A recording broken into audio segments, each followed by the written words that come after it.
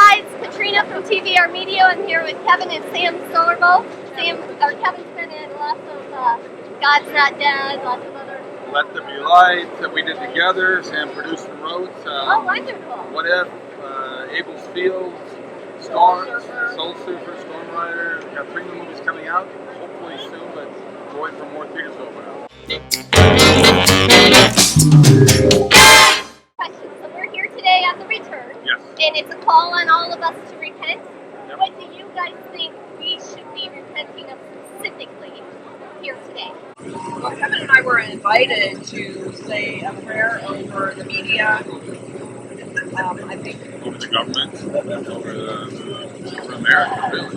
It's kind of pretty rough.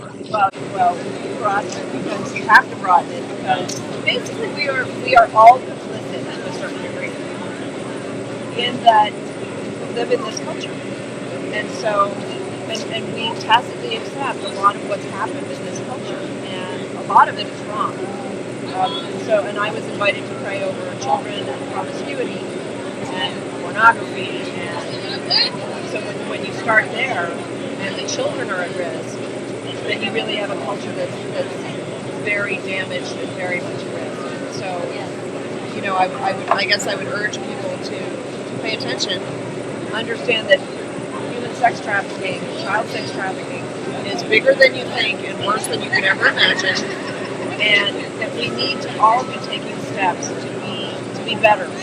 And we're all starting where we are, but if you can move forward and be better and encourage others to be better, which is what we're all here doing. We're all encouraging each other to be better, to make this nation better.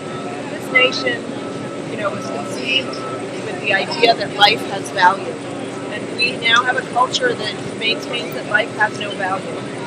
That, that children are expendable. The looting and the rioting in the streets is a direct result of our teaching survival of the fittest, and that children are an accident of nature. In schools, that's what we've been teaching our kids. So what do you expect them to do? They want something, they're going to take it. How would they have the moral law? Do you think part of the reason children's lives are expendable altogether in this nation has to do with the church leaders putting the 501c3 status, the Johnson Amendment, the loss of man, and not speaking the truth in church? Do you think that has anything to do with it? I think that, well, first of all, of course that has something to do with it. The Johnson Amendment certainly has influenced pastors. It's never been prosecuted, ever. In how many? Over 50 years? Well, almost 50 years? Over 50 years? But more than that, church leadership is afraid to offend people. Yes. Your job as a church leader is to offend people. Right.